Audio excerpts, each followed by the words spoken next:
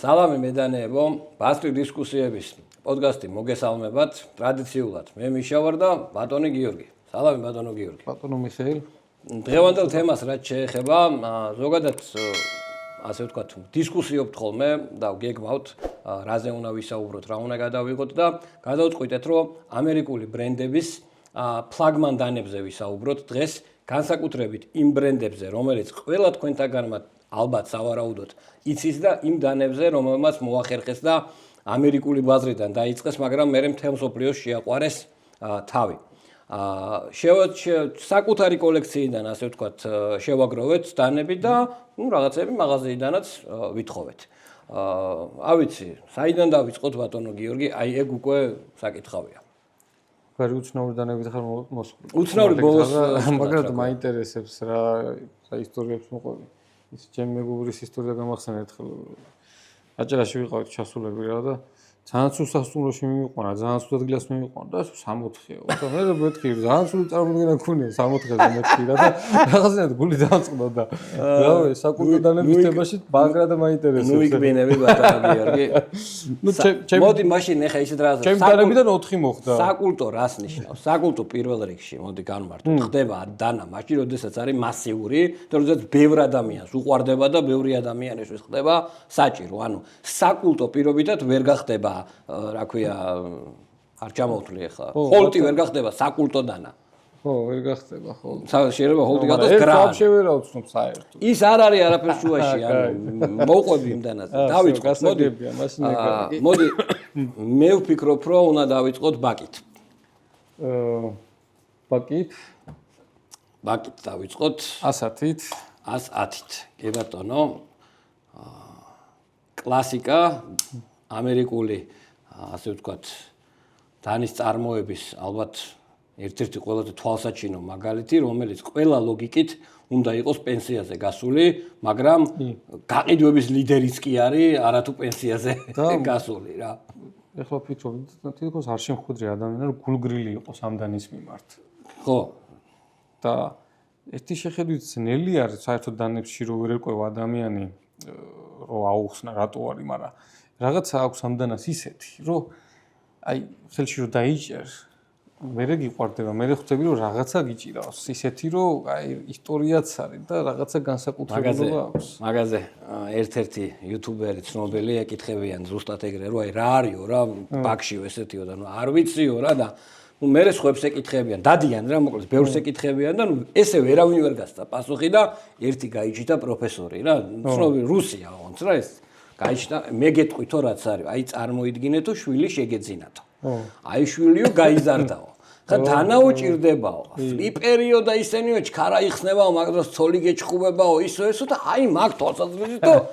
ხო და აი რაღაცა პროფესორობა არის საჭირო ალბათ რომ ამოხსნა ეს თემა რა და ბაკი ცალსახად არის iconic knife და მე მგონი უკვე ისე წამოვიდა რომ უკვე მეორე თაობას რო გადადის უკვე თქვათ მამიდან შვილს და მე შვილიშვილებს დანა და უკვე გადაეცემა. თვითონ ბაგზე ვთქვათ 1-2 სიტყვა 47 წელს დაარსდა რეალურად ეს კომპანია და აბა 1902-ში რა იყო?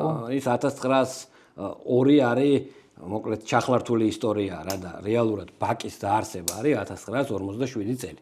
ანუ ეს ბაკი უფროსმა ბაკმა დაარსა და 2 წელიწადში მოკვდა კაცი.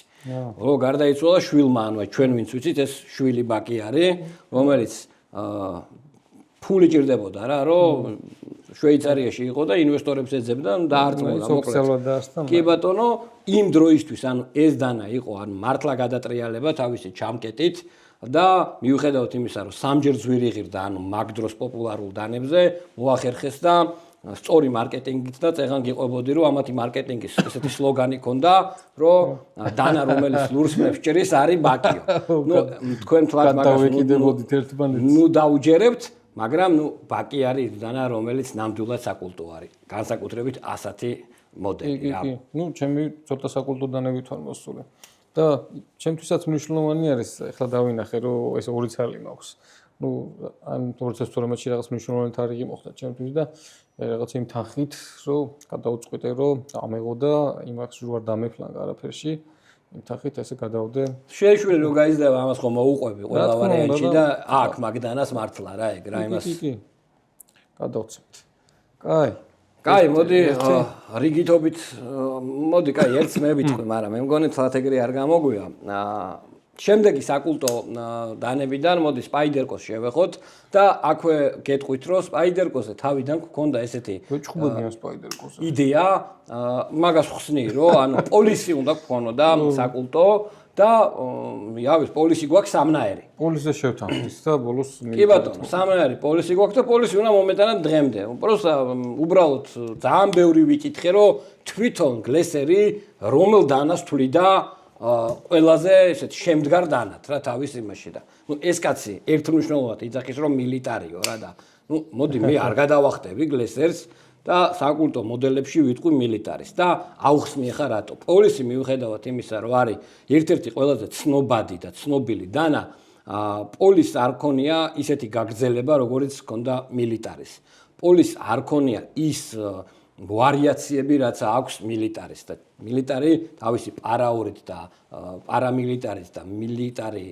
ორით და პარა სამით ანუ არის რა საკულტო რა ნამდვილად რა პოლისი ფილმით გახდა შენი აზრით უფრო პოპულარული ფილმებიდან თუ ისედაც შეიძლებოდა როგორც გვიყვებიან თავიდან მართლა პოლიციელებში გაბაზრდა ძალიან მაგრად რა და მე ფილმი არ იყო მაგ დროს რო ეგდან არ ყოფილიყო რა მოკლედ არის პოლისი საკულტო დანა უბრალოდ რაღაც 2 და 3 რო არ მოგვეტანა კი ბატონო ამ შემთხვევაში მილიტარიზე ჩვენ გვაქვს ნასაუბრები და შეგიძლიათ ჩვენი ვიდეოები ნახოთ, მაგრამ კიდევ ერთხელ ვიტყვი რომ ანუ ეს დანა არ არის კლასიკური ტაქტიკური დანა, ეს არის უფრო ინსტრუმენტი, რომელიც 10 სანტიმეტრია პირთან შედარებით ბევრად დიდი ტარი აქვს და შეიძლება გიყვარდეს ან არ გიყვარდეს ეს დანა, მაგრამ ერთი რამე არის ფაქტი რომ მაგრად ჭრის რა. ეს კონკრეტული მოდელი კიდე ჯერჯერობით 100 თვიზე ერთი ცალი არის დარჩენილი მაღაზიაში და ავიცი, თუ ვინმეს გაქვს სურვილი ბახტრიონზე, შეგიძლიათ მობრძანდეთ და ნახოთ. ვარ დატოვებდი მაგას და შემდეგი ეს განვიხილოთ, მაგრამ მილიტარიზე როა საუბარი, კაკრას აიგარის რომ ერთი კომპლექტი არის, ალბათ ჯარისკაცის. ზუსტად რომ თან ეგ თქვა ამ კაცმაც, რომ ანუ ეს არის დამხმარე სამხედრო დანაოდ. აი, არა დამხმარე, აგერ გვაქვს კაბარის USMC მოდელი. და მოდი გავხსნათ. ეს კაბარიც ალბათ ერთ-ერთი პირველი მოხდა ჩემს კოლექციაში. საკულტო, რატო გახდა ახლა საკულტო? ეს არის თუ არის საკულტო ახლა. ხო, მაგრამ რატო გახდა ახლა მაგაზე ისტორიაში ჩავუყროთ. ახლა მანამდე ფაქტები მქონდა მოძიებული, მაგრამ მარტო იმით ის რომ ვთქვათ, რომ ანუ ყველაზე ელიტარული დიდ საჯარისო დანაყოფებში, ანუ საზღვაო ქვეითების, ანუ როგორ აქვია მაგას საზღვაო მარინ კორპუსი. არა, რას გულისხმობ, იცი, აღჭურვილობის სავალდებულო დანა არის ეს. და მარტო მაგიტო შეიძლება თქვა რომ არის საკულტო. მიუხედავად იმისა რომ დღესაც არის ახლა ეს ჩვეულებრივ. დღესაც არის. მაგრამ ბევრი თვითნებურად ცulis ხოლმე. და მაგ გავლენით მე სამოქალაქო სივრცეშიც, აითვისა ხალხმა და აითვისა და მე კაბარმაც განავრცოდა, გამოუშვა სანადირო ვერსიები და მილიონერი ეს არის. იდეაში მეც მაგიტო ვიყიდე რა, USMC და Marine Corps და მეთქი მაგარი და ეგ არის. მაშინ იქ არ მქონა მოძიებული ვინარი და რა არის უბრალოდ და კი, არის საკულტო და ისტორია ამისი იწყება მეორე მსოფლიო ომის დროს. ნამდვილად. და მანამდე გამოწვევები ქონდა, სხვა თვითონ საჯარისო ნაწილებს, სხვა დანები ქონდათ და ამ მოდელმა გაიმარჯვა პირველი იმით, რომ მარტივი იყო წარმოებაში ალბათ. და თვითღირებულება იყო დაბალი. თვითღირებულება იყო დაბალი. მანამდე სხვა მოდელი ქონდათ და ჭირდებოდა პირველ რიგში ესეთი დანა, რომ ძალიან დიდ რაოდენობას დაამზადებდნენ. დაპრესილი ყავი, ანუ რომელიც ძალიან მარტივად ეკვრებოდა და ასე შემდეგ ასე. კი, ძალიან მარტივად ააწეს და ძალიან ბევრი ტესტი გაიარა და საბოლოო ჯამში გაამართლა კიდევაც და მე ისტორიის მანძილზეც ძალიან ბევრი რამე გამოიარა. სხვა ტაქტიკურ დანებთან შედარებით ჭრაც აქვს ამ დანას შეღწევადობაც და ჩვენ წარმოიდგინე შეიძლება არ უნდა ვიძახდეს, მაგრამ საკმაოდ კარგი ისა აქვს, რა ქვია მაგას. ანუ სროლა რა, ანუ ამის კარგად მიდის. ეს სიტყვი გამოცდილებით კიდე ბევრ მომხმარებელს მოუტანია ხოლმე რა და უკვირთ რომ ესეთი მაგარი დანა არის აკულტუარი ამხელა ჯარსა აქვს და კარგად ვერ ჭრის რომ ადვილად ბლაგუძებაო და მეგობრებო არ არის ეს თქვა მარტო ჭრაზე გათვლილი დანა ეს არის უნივერსალი დანა და ჩემი აზრით ჯარში და მსგავს სიტუაციებში ჭრა პრიორიტეტი არ არის, როცა არჩევანი გიწევს, თავი არის არ გადაგიტყდეს დანა და აი ეს ფორმა შეინარჩუნო, ფორმა გქონდეს და პლუს ადვილადაც ილესებოდეს საველე პირობებში. რატო კონსერვის ბანკებს ხსნის იმის დედავატირე ისე მაგრად. კი ბატონო, რაც ჭირდება იმას აკეთებს და შესაბამისად დამხმარებადანაც მე ანუ ისტორიას ისე უკარო მიუბრუნდეთ, ანუ ამერიკის ყველაზე ძველი, ასე ვთქვათ, სადანე კომპანია კამილუსი აწარმოებდა თავიდან. შემდეგ იყო ზუსტად აი ეს მომენტი, რომ ერთ-ერთი დაკვეთა იყო, რომ დანა იმდენად უნდა მარტივი ყოფილიყო, რომ ერთ ქარხანაზე არ უნდა ყოფილიყო პენტაგონი მიბმული და უნდა ბევრ ქარხანას შეძლებოდა ეწარმოებინა და მეორე მსოფლიო ომის დროს ეს იყო ნუ რაღაც მილიონობით დანა იყო გამოშვებული. დღემდე წარმოიდგინეთ, რომ ანუ გაყიდვაში ის დანები კიდე არის. ну რამდენი იყო ესე იგი რა კი და სიმართლე გითხრა ახლა რაღაცნაირად მომინდა რომ თქვა შევამატებდი მეორე მსოფლიო ომის დროინდელსაც და ვიეტნამის დროინდელსაც გასალესად გქონია ხოლმე რამდენიმეჯერ ეს ძველები რომ მოუტანიათ და ხმარობენ სამხედროები საჯაროდ სიტყვაც დადე რომ ასორტიმენტშიც გვექნება ახლა რა კაბარი კაბარი რომ ასორტიმენტში რაღაც პერიოდის მერე გვექნება კი ბატონო სიაში არ ჩაგიწერია რა წერია ბოლო სიაში წერია ბოლო სიაში წერია კაბარსაც დავიმატებთ მოკლედ კარქაშიც მოვწონს სიმართლე გითხრა და ნუ ეს ლოგოები და USMC და ესენი ნამდვილი ისეთი ამერიკული პატრიოტული სულისკვეთებით თუმცა გაითვალისწინეთ რომ ეგეთი ფოლადი ვთქვა 1095 არის ამის ფოლადი რომელსაც საკმაოდ კაი რაოდენობა აქვს ნახშირბადის და შესაბამისად თავისთვის იყო და ესეთი კოროზიები აიკი და მე მეგონი გამოვაჩენთ ახლა კადრში თუ გამოჩნდება მოკლედ თავისით აიკი და კოროზია დანა ნუ სიმართლე გითხრათ უდა გაკვირვებული იყო მაგისაგანვე მაგრამ ყოველ შემთხვევაში გაითვალისწინეთ რომ ყველაფერი ჟანგდება და დანებს მოვლა უნდა რა ასე თუ ისე ეგ არის და ფურცელსაც ვეღარ აჭრის მე მგონი ხელით გალესილი ხო ეგეც რო იცოდეთ დანები მithქვამს რომ თავისით შეიძლება დაბლავდეს მეთქი მაიტო ფურცელი მიშა ჩემი თემისკენ წავედი მაინც საინტერესოა ნამდვილად აბა ანუ დანა რომელიც თავისით ბლავდება რა ხო და კოროზია ის არის პირველ რიგში რომ ფოლადს ჭამს ხო და ფოლადს ჭამს ნალესით ხელი არის და აი ხედავთ უჭირს აი კოროზიების ადგილზე ძალიან უჭირს და ხელით არის განალესი თავიდან ძალიან მაგრად ისე გააჭრევინე რომ არ გამოჩნდეს ურა მაგრად აი კოროზია უშლის ხელს მაგრამ აი ესე ზატო წვეთიდან დაწყებული აბატონო კარაკივით გაჭრა თავისით დაბლოკ მაგრამ აილესება მარტივად. მაგრამ აი მაგიტო იყო ზუსტად რომ აი ეს დამხმარე მეორედანა რო გექნებოდა, ხო? აბატონო, მე ამას უკვე წავიდო და ესე ჩაჭრიდა რა. ანუ მართალი იყო ეს კაცი რა. გავაგზელეთ. მიდი გადავიდეთ. გავაგზელეთ და ეხა ერთ ძალიან მაგარ ადამიანზე, რომელიც პირადად ჩემთვის არის, არ ვიცი, მე მიყვარს ადამიანების გაცნობა. ანუ დანებთან ერთად სიამოვნებას მანიჭებს, როდესაც ვიღებ ინფორმაციას მათ შემქმნელებზე. და აქ მაგ დროს აწყდები, რომ ზოგი არის უკეთესი ადამიანი, ზოგი ნაკლებად და როგორც ჩვეულებრივად რა, იქაც ეგეთი ხალხი არის რა. ადამიანი რომ მომწონება იმის დანების მე აღარ მომწონს ხოლმე და არიან ეგეთები ამერიკაში. მოკლედ, ჩემთვის გამორჩეული ადამიანი არის ბატონი კარსონი, კიტ კარსონი, კიტ ზედმეტსახელია, ნამდვილი სახელი დამავიწყდა ბოდიშკი ხდით, მაგრამ ყველამ კიტ კარსონეთ იცის ეს კაცი, მე მგონი დედაც არ ეძახდა თავის ნამდვილ სახელს ესეთი ის ქონდა ზედმეტსახელი მარილიანი ქორი. ხო, რას ნიშნავს არ ვიცი ეს მარილიანი ქორი, მაგრამ კაის არაფერს არ უნდა ნიშნავდეს სავარაუდოდ. კიტ კარსონი ძალიან გამოცდილი ადამიანი არის, გამოცდილი მედანე, რომელიც დღეს არის Hall of Fame-ში, ანუ ზალსლავის ღირსების დარბაზში მედანეთა გილდიის შესული და ეს არის ადამიანი, რომლის დამსახურებითაც დღეს ყველასთვის ძალიან რო გვიყვარს ყველას ფლიპერი და ტასაობა, ფლიპერი ამ კაცმა შექმნა რეალურად. და ეს არის CRKT-ის დანა მოდელი M16. M16 და მისი ვარიაციები M21 არის ეს M4. ეს არის ხაზი, რომელიც ყველაზე მეტად იყიდება CRKT-ის სიაში.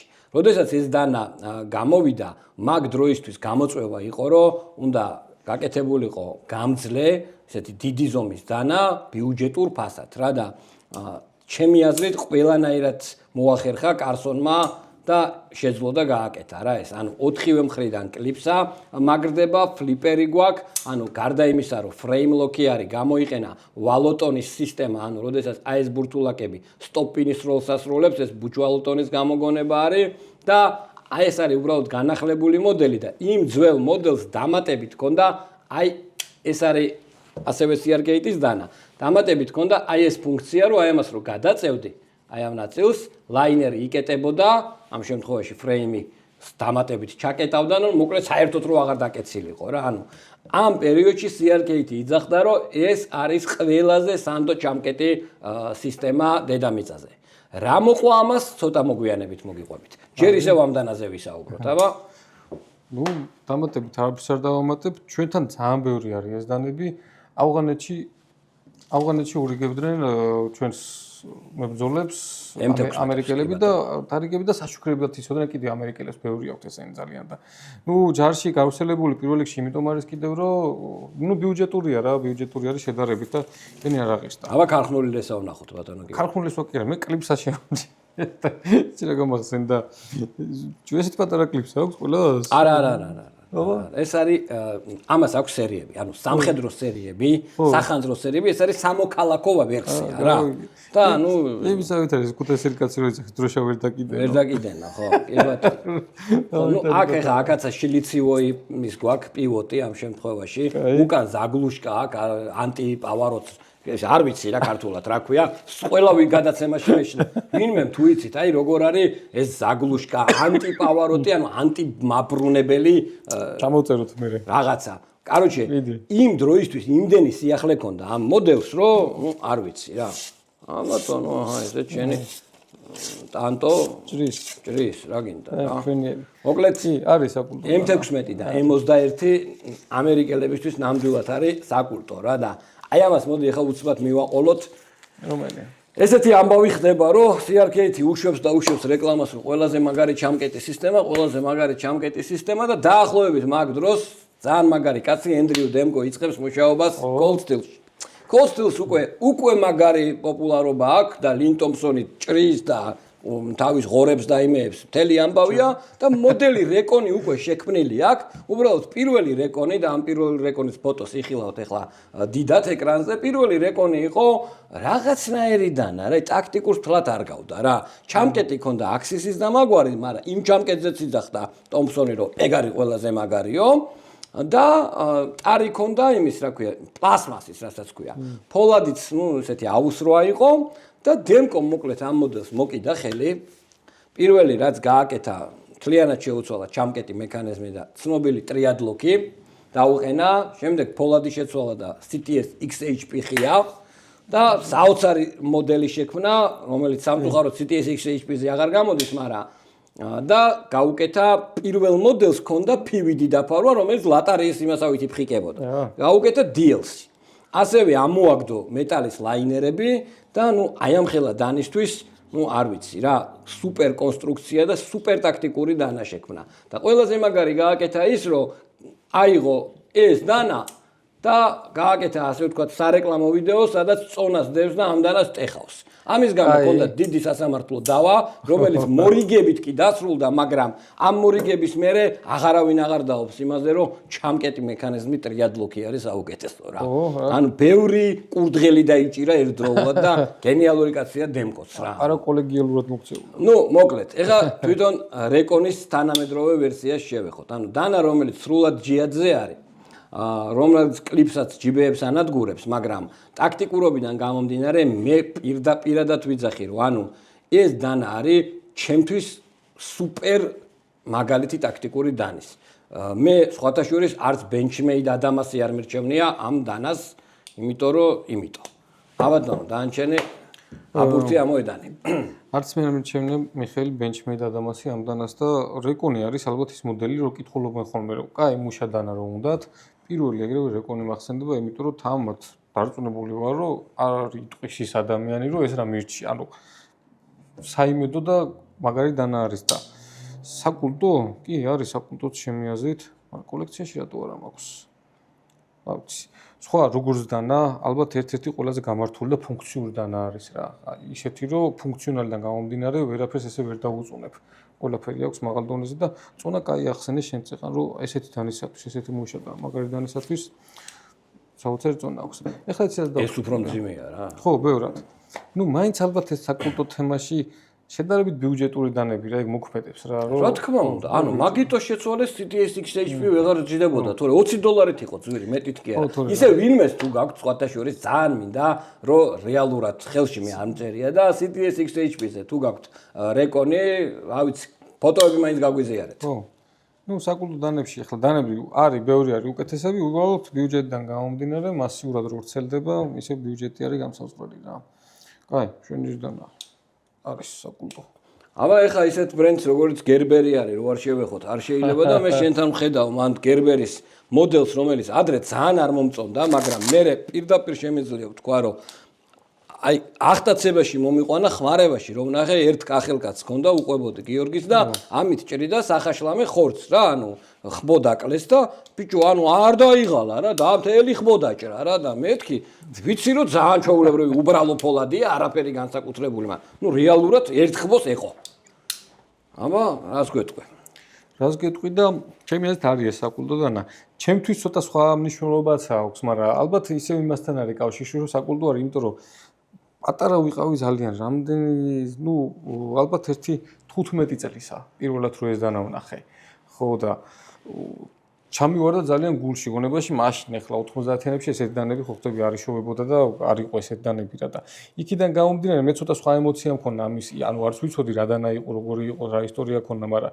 ნუ ჩამივარდა მაგრამ ახლა რო ვფიქრობ ალბათ საკულტო დანა რო არის და ეგეთი გავრცელებული რო არის და ამერიკიდან 90-იანებში აქ რო ჩამოაღწია ეგეც არის რომ თქვა ჩემთვის ესეთი მნიშვნელობა შეიძინა და ნაჩუქარი არის ეს დანა მეგობარმა კოლექციონერმა დაემთხვა ისე რომ მოიტანა სახელოსნო რო გავხსენე და რომ მოიტანა ვა მეთქი ეს რა დანა არის რაღაცა და გასალისად ქონა მოტანილი და დამიტოვა და ესე ძვირფასი დანა დაშა ჩემთან კოლექციაში კი Made in USA პორტლანდი და $50 პარკლებში არის ბიუჯეტი ეს არის თითქმის შეუძლებელი ამერიკაში წარმოებული დანა რა ხო ნუ პირველი ვერსია ამისი ფიქსი იყო ხო ფიქსი იყო და ჯილდოა იყო 91-ში რო საუკეთესო ინოვაციური დანა გერბერს სამწუხაროდ არ უდგას კარგი პერიოდი არადა ეს არის კომპანია რომელშიც მუშაობდნენ აი აბსოლუტური ლეგენდები რა დაწყებული ალმარი და რანდალი ვინ არ მუშაობდა რა გერბერში ნუ საოცარი ხალხი და ნუ არ ვიცი ამ ბრენდის ძველი დანები ბევრად უფრო ფასეულია სამწუხაროდ ვიდრე კი ძველი მოდელები რომ მოაქვთ ხოლმე აი ისე მინდება რომ თქვათ რომ ჩამაგდებინა ხელში და კოლექციაში დამატებინა ცოტა ხნის წინაც ქონათ რამდენიმე ეგეთი მოდელი რომ ძალიან მაგარი დანა რო არის რომ მოგეწონება გახსნა დაკერით და რაღაც მაგრამ ახალი მოდელები ვერ აღხიბლავს მაგრამ ამ დანამ ნამდვილად დაიმკვიდრა ჩემი აზრით სადანეს სფეროში და ამ კომიუნიტიში კომიუნიტისაც ვეძახით სექტა რა. სექტაში ადგილი ისე რომ თავისი ადგილი ნიშა დაიკავა. და დღესდღეობით ინსტრუმენტს თუ ჭირდება სავსებით, ანუ ძალიან მაგარი. აქ ერთი მომენტი გამომრჩა რომ მე თქვა რომ მაგალითად, როდესაც რეკონზე ვსაუბრობდი, მიუხედავად იმისა რომ სრულად ამერიკული სული არის ხო ამ დანაში ეს არის ტაივანში წარმოებული და ცოტა ხანში მივადგებით იმ მომენტს რომ რამდენად დიდი როლი ითამაშა ტაივანის გამართულმა საწარმოომ იმაში რომ ამერიკულ ბრენდებს კარგი დანები შეექმნათ და შემდეგ დანაზე კიდევ ერთხელ დადასტურდება ეგ ფაქტი ანუ გადავიდეთ იმაზე? გადავედით იმაზე. ეს სხვათა შორის რაღაცნაირად რამის გამოგრჩა მიხეილ? ლამის გამოგრჩა, დღეს გაახსენდა გიოს და მე შემწვა ნახდათ, რომ გამოგრჩა. ეს არ გახსენებია, თუმცა ალბათ ერთ-ერთი პირველი ეს უნდა გაგახსენდეს საკულტო დანა არის და რამ განაპირობა ესეც. მოდი ესეც ითქვას, რომ ჩემი აზრით დღეს რო ეს დანა შეექმნა, დღეს ამ ფასად ხო ვერ გახდებოდა საკულტო დანა გამორიცხულია, მაგრამ ახლა იმ პერიოდში რომ ესეთ დანას შექმნი, მაშინ უკვე დაიმკვიდრა ადგილი თავის ფასიდან გამომდინარე, განსაკუთრებულობიდან გამომდინარე, ძალიან მაგარი შეიქმნა ის, რომ დღემდე ალბათ არ ჩამიხედია, მაგრამ ერთ-ერთი შეიძლება გაყიდვადი იყოს. კი, ყოველთვის არის ყოველთვის არის ტოპებში. ყოველთვის არის ონტარიოს რეიტი. კოლექციასაც რო უკრავდი, დრო დავიწყებო. იმისა, პირველი რო შევიხედე, ადრეც გვისაუბრია მაგაზე Spider-Co Teenagers რო ავიღე, ერთ-ერთი ეს შემხვდა, რომ მთელი ეს საზოგადოება სადანე, ნუ ამ დანაზე აფანატებ და მაშინვე ეგრევე ერთ-ერთი პირველი Spider-Co ვიყია თუ ეს არ მახსოვს იმართლა. Teenagers ყოველთვის იმით უგებდა ხოლმე რა, რომ ანუ აქ იაპონური ფოლადი არის და ტაივანშია წარმოებული. ანუ როდესაც არ ხარ კარგად გათვითცნობიერებული, თქვათ, ხო, დანის სამყაროშიც იაპონური ფოლადი ხო ისე უფრო ჟღერს რა და ჩემზეც პირველად ამან ძალიან იმოქმედა, რომ მე ვიცოდი, რომ რედზე იყო იაპონური ფოლადი რა და სანამ გავიგებდი, რომ იდეაში დიდი განსხვავება არ არის აუცხრას და 8 ხრომს შორის, მანამ ვიძახდი, რომ ეს არის რაც არის მე. ხო და ნუ არის საკულტო, ძალიან მაგარმა ადამიანებმა შექმნეს ესეც. თვითონ დანაზეც იმას ვიტყოდი, რომ მაგარი დანა არის, ეხლა ჩაუღრმოთ და უყურებ. ანუ დანა თვითონ არის ძალიან მაგარი ტაქტიკური დანა და ძალიან იშვიათი არის, რომ ტაქტიკური ესეთი გამართული დანა ასევე ყოველდღიურ everyday care-ითაც ყოველდღიურს იყოს ძალიან გამართული და პრაქტიკული დანა. ამ დანას აქვს ეგ ორივე ძალიან გამართული და ოჩახ რენდელს.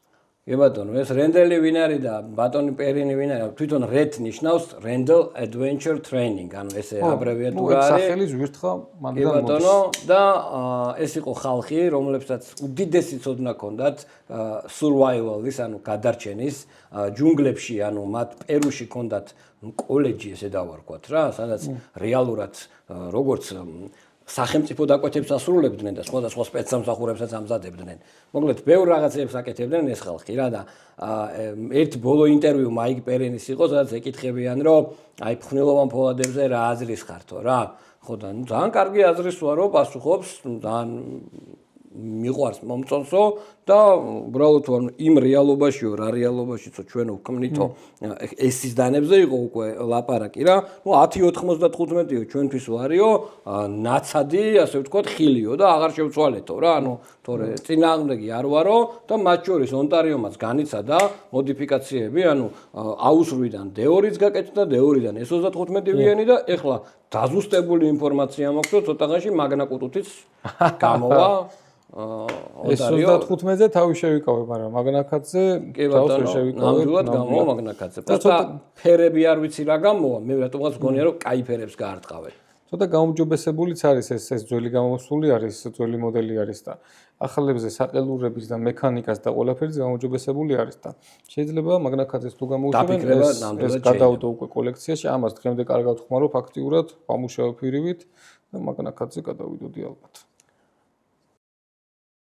მიხეილ, მე ამოვწურე ჩემი დანები. კი ბატონო, ნუ ამერიკულ ბრენდებზე ვსაუბრობთ და ამერიკულ კომპანიებზე და აქვე უცბად ვიტყვი იმას, რომ ანუ აი ამერიკულ კომპანიებში ძალიან დიდი, ასე ვთქვათ, როლი ითამაშა კომპანიამ Kai ჯგუფმა, რომელშიც შედის ორი ბრენდი, მეტი ბრენდი შედის, მაგრამ ამ წუთას ორ ბრენდზე ვსაუბრობთ, ეს არის Zero Tolerance და Kershaw.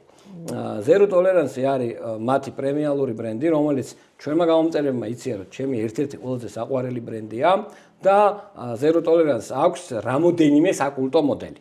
აი აქ ერთ საკულტო მოდელს ნამდვილად ვერ ვიტყოდი რა ZT-ში. იმიტომ რომ იქ ვიღაცისთვის არის Canonion-ის მოდელი, ვიღაცისთვის შეიძლება იყოს Sienkiewicz-ის ვერსია და მე უბრალოდ გადავწყვიტე Hinderer-ის მოდიფიკაცია და თავიდან მინდოდა ახალი Hinderer-ის ჩვენება, მაგრამ ვინაიდან ეს მოდელი ამ შემთხვევაში 560 არის პირველი მათი კოლაბორაცია ZT-ი და Hinderer-ის, როგორც დანა ახალი, რა თქმა უნდა ჯობია ამას სუხარი არა აქვს, ასე შემდეგ, მაგრამ ეს დანა არის 1000 უბედურება გამოვლილი, ეს არის ერთ-ერთი პირველი სერიული დანა, სადაც Elmax-ი გამოიყენა ამერიკულმა კომპანიამ, მოკლედ ბევრი რამით არის ჩემთვის ძვირფასი და თვითონ მოდელი კიდე, რა ვიცი, 500-იან სერიას დაუდო სათავე და რა მაგარი დანები არის ამ სერიაში, კი ვიცით ყველამ.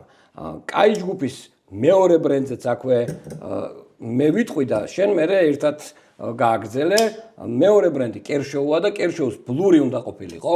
უბრალოდ არ აღმოგვაჩნდა გულწრფელად არც მეორეს და მთლად ისე რო არ დამეტოვა. აქაც Hinderer-ი მოვიშველიე და Kershaw-ს მოდელი Decimus-ი, რომელიც გამოდის როგორც Hinderer-ის დიზაინით, Kershaw-ს უბრალოდ ასევე აქვს ZT-საც მსგავსი. მოკლედ, აი ეს ორი ბრენდი არის უდიდესი ძალა ამერიკულ დანის სამყაროში ნამდვილად რა და ბლური არის ფოტოს იხილავთ Canonion-ის ნამდვილი, ასე ვთქვათ, ფლაგმანი ამ სიტუაციაში რა. ალბათ მოქმედებს მაინც ჩემი გავლენა და არ მიყვარს Canonion და მაგით შეიძლება არა გვაქვს და Canonion-ი იმიტომ არ მიყვარს, რომ სალესი აქვს. მე ვიცი ზუსტად workshop-ია. ცუდი სალესი აქვს და სალესის გამო, ამით უნდა გულთან თანაზრულ ლესავს რო არ ეკლავებს იმაზე და რომ ფულშოულობს კაცი რა გინდა. კი შესვა მთელი ამერიკა ახლა მაგ იმაზე. კი ბატონო. ხო, თორე ისე არ გეწინააღმდეგები, მაგაში ეგრე არის. ერთი რასი დამატება მინდა იცი. ძალიან მაგარია ზერო ტოლერანსი. თვითონ რიქ ინტერიერს არ ჩაუსვავდი აი ხო რაღაც ესე რო უყურებ, თუ ჩემს აზრს ვიძახი, აი საკულტო და ეგეთ რაღაც გრაალებში, მაგრამ ამ ზერტემ იმდენად კარგად მოახდინა კოლაბორაცია და იმდენად კაი მოდელი გააკეთა, რომ ბევრს სიმართლე გითხრათ ზეტების შესრულებით უფრო უჩემია ხოლმე შემთხვევია ეგეთი ხალხიც, რომ ბევრად კარგი არისო რა და მართლა არის საკულტოდან და ცოტა 0562-ისკენ ვიყავი მე მიმისაკენ. თუმცა ნუ არა 0562 ცალსახად მეც მირჩევნია რა, ხო გეუბნები, უბრალოდ ნუ ზეტეს კამანდაში, ანუ ყველას უნდა ეს მოდელი როგორც პირველი რა, თორე როგორც დანა ის მირჩევნია ორი აზრი არა. მე საკულტო დანებში, ამერიკულ დანებში აუცილებლად მინდოდა შემეყვანა ამერიკელებს ძალიან უყვარდათ განსაკუთრებით ერთი პერიოდი ბიუჯეტური სმით ვესონი. გიო ძალიან ისე უყურებდა რა დანა ესო და აი უნდა გავაზრო და უნდა გაჩვენოთ. ამ ბრენდს თავისი დიდი ისტორია აქვს და ოდესმე ცალკე ვიდეოს ჩავწერ რამოდენიმე ისეთ ბრენდზე, რომელიც რეალურად გადაშენდა რა. აი ეს დანა ამ შემთხვევაში ასევე ტაივანის წარმოება არის, ანუ იმ დროისთვის აქაც იყო ძალიან ბევრი სიახლე რა. ანუ ეს ჩამკეტი აი დანა არის და ვეღარ ხსნი, ანუ ავტომატურად ჩაკეტვის დროს ავტომატურად იკეტება, თუ არ გავხსენი, დანა ისე არ იხსნება. თუ კერშოუს ჰქონდა speed safe assist-ი, ამათ ბევრად გაუმჯობესებული assist სისტემა აქვს, რომელსაც magic opening ქვია და ნუ არ ვიცი, ძალიან ბევრი მომენტი არის, რაც ბიუჯეტურ დანას აქცევს საყვარელ დანად ბევრი ადამიანისთვის. შესაბამისად, ახლა შენ შეიძლება გქონდეს შენი მოსაზრებები, მაგრამ მე მიმაჩნია, რომ იმისათვის, რომ საიდანღაც კაცმა უნდა დაიწყო, თავი ვერ გიყვარდება მომენტალურად რაღაცა სასწაული დანები, რა და ჭკვიანი ხალხი არიან ამერიკელები და ამისთვის ჰქონდათ დასაწყები ბრენდები და დასაწყები ბრენდებიდან Smith & Wesson და Smith & Wesson-ის ეს magic opening სისტემის დანები ჩემი აზრით ნამდვილად აქ ერთ დანაზე ვერ ვიტყვი. მთლიანად აი ამ ხაზი ნამდვილად არის აკულტო ხაზი. მიხეილ, მე შენ თეთრი შურით შურს ხოლმე ხშირად რომ შენ დანებში ისეთ რაღაცებს ხედავ ხოლმე, რასაც თქვათ მე ვერ ხედავ და რომ ყველა ადრეს მithქვამს რომ ყველა დანის უკან არის დიდი ისტორია, ძალიან ბევრი შრომა არის, ამ კომპანიის უკან დგას უამრავი ხალხი, დიზაინერები, ინჟინერები და შენ მაგ ყველაფერს ხედავ ხოლმე რა და სამწუხაროდ მე აღარა მაქვს ადრე უფრო მქონდა ხოლმე. თუმცა ნუ გიყვარს შენ ეს დანა კოლექციაში კიდევ და სამშვენისიც გავიკეთებია. კიდევ ეს ბევრი მიზეზის გამო მიყვარს ეს დანა და ნუ მოკლედ ჩემი მოსაზრება ვთქვი რომ ანუ მე მაგალითად ძალიან ბავშვობაში მქონდა სხვა Smith & Wesson-ი და იმდენად მაგრად მახსოვს რომ ნუ მიმაჩნია რომ ამ ბრენდმა სუმცირე ის მოახერხა რომ ჩემი სახით რა ვიცი მე მგონი ცუდი ადამიანი არ შემატა დანების იმას რაღაცა მესმის ორი თქვით და დიდი კუთხით ჩემი ბევრი შეიძლება იყოს შემატებული იმიტომ რომ აი დანებში რომ შემოდიან მოყვარულების საწყის ეტაპზე აი დასაწყებად კი შეიძლება $20 რო ღირს და მეტი რო არც გაგდა თან არც იცი რატო უნდა გადაიხადო კი ბატონო აი ეგ მომენტი არის კეთილი რა ვიცი შემაჯამებლად თქვათ აბა შემაჯამებლად მე მგონი თქვენი აზრით დაწერეთ იმედია რამე ისეთი განსაკუთრებული არ გამოგრჩენია ვერც ვიხსენებ თუმცა ისევ გამეორდები რომ რაღაც შეზღუდული რაოდენობა ქონა და ალბათ კიდევ ჩავწერთ მსგავს ვიდეოს შეგაშენ მეორე ნაწილი ექნება იმას იმიტომ ეს არის მაინც ხელმისაწვდომი სეგმენტი კი და ჩვენ გველის კიდე წინ ძალიან მაგარი პროტეკები მაიკროტეკები კრიზრივები და კიდე ვიღაცეები ამას ექნება მეორე ნაწილი მსგავსი შინაარსით აუცილებლად შემოგთავაზებთ ვიდეოსაც და თქვენი აზრით დააფიქსირეთ რომელი მოდელს თulit რომ საკულტო არის, რომელი მოდელი იმსახურებდა, ნუ ყველას რა თქმა უნდა ვერ მოვახვედრებდით. და კითხვებითშიც იაქტიურეთ, კითხვებს რო დავაგროვებთ ხოლმე, მსგავსი თემატიკითაც ჩავწერთ აუცილებლად. არხი გამოიწერეთ მეგობრებო, აუცილებლად. აბა მოვალ ვიდეოებამდე მეგობრებო.